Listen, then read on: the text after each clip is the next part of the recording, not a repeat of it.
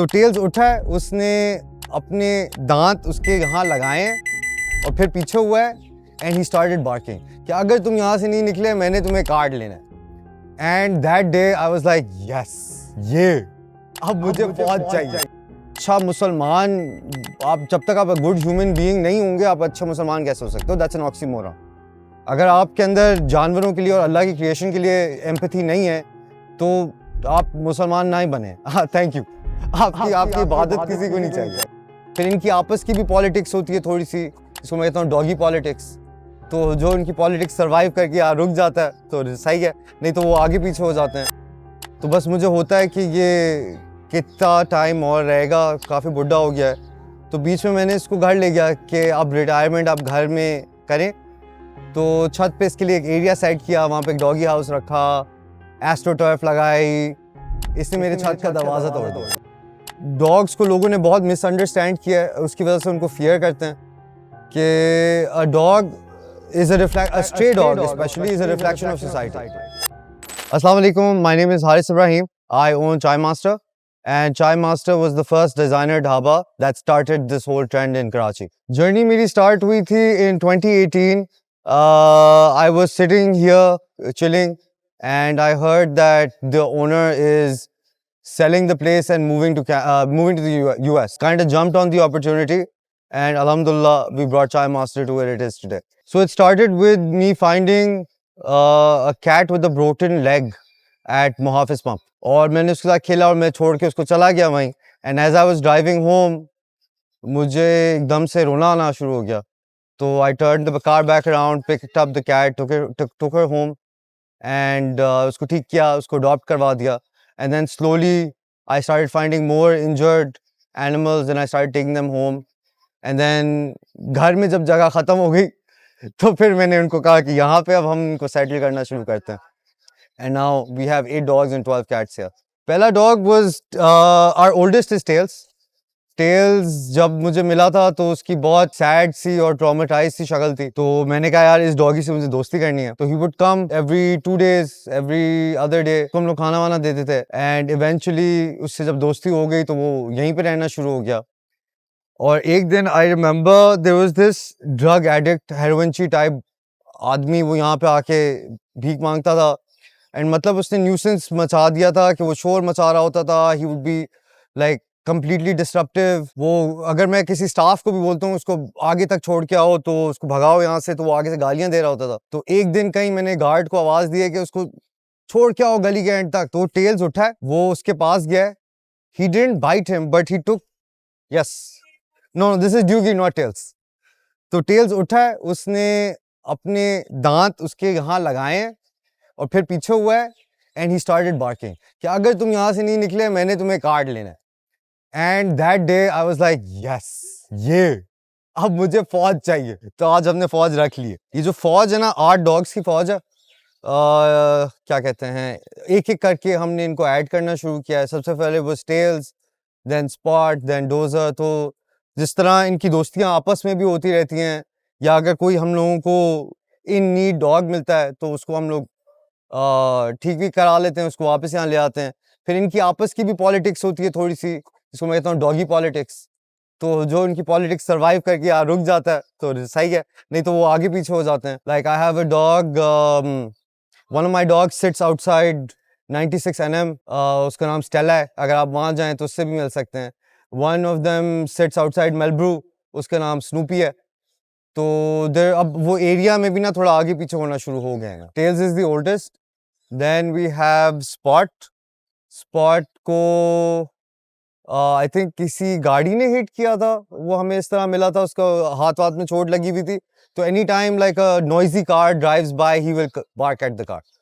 उसके अलावा फिर we have Dozer. Dozer loves to sleep, इसलिए उसका नाम हमने डोजर रख दिया।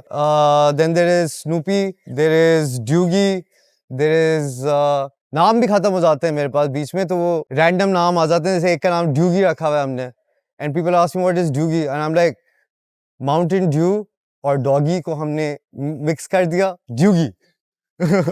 Tales, I feel Tails, but Tails has gotten really old. He is been with me 6 years, तो ही इज एटलीस्ट 10+। तो बस मुझे होता है कि ये कितना टाइम और रहेगा, काफ़ी बुढ़ा हो गया है। तो बीच में मैंने इसको घर ले गया कि अब रिटायरमेंट आप घर में करें। तो छत पे इसके लिए एक एरिया सेट किया, वहाँ पे एक डॉगी हाउस रखा, एस्ट्रो टर्फ लगाई। इसने मेरे छत का दरवाज़ा तोड़ दिया और फिर मुझे सुबह 6 बजे इसको वापस यहाँ पे लेके आना पड़ा क्योंकि इसने रात में इसके छत का दरवाज़ा तोड़ दिया था। तो आई वाज जस्ट लाइक यार, आई गेस आप रोड पे ही आ जाए वापस, घर पे तो नहीं रह सकते आप। People fear what they do not understand and वो लोग डॉगी से stray animal, I feel like cats के साथ लोग इतना बुरा नहीं करते जितना डॉग्स के साथ करते हैं। और उसकी भी वजह ये है क्योंकि आई फील डॉग्स को लोगों ने बहुत मिसअंडरस्टैंड किया है, उसकी वजह से उनको फियर करते हैं कि a dog a stray dog specially is a reflection of society. उसका बिहेवियर वही होगा जो उसको ट्रीटमेंट मिलेगी।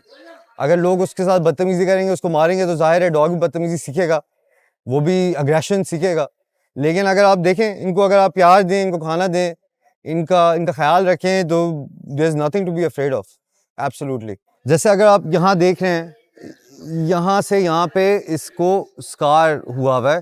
तो ये जब मुझे मिली थी, इसका सर पूरा खुला हुआ था, फटा हुआ था, it was bleeding, there was blood coming out, इसके अंदर मैगेट्स भरे हुए थे। तो इसको हमने ट्रीटमेंट कराया, इसको लेके गए, इसका वूंड ठीक करवाया, इसको हमने वैक्सीनेट करवाया, इसको न्यूटर स्प्रे करवाया, और ये अब हमारे गैंग का हिस्सा बन चुकी हैं। So every dog has a different story.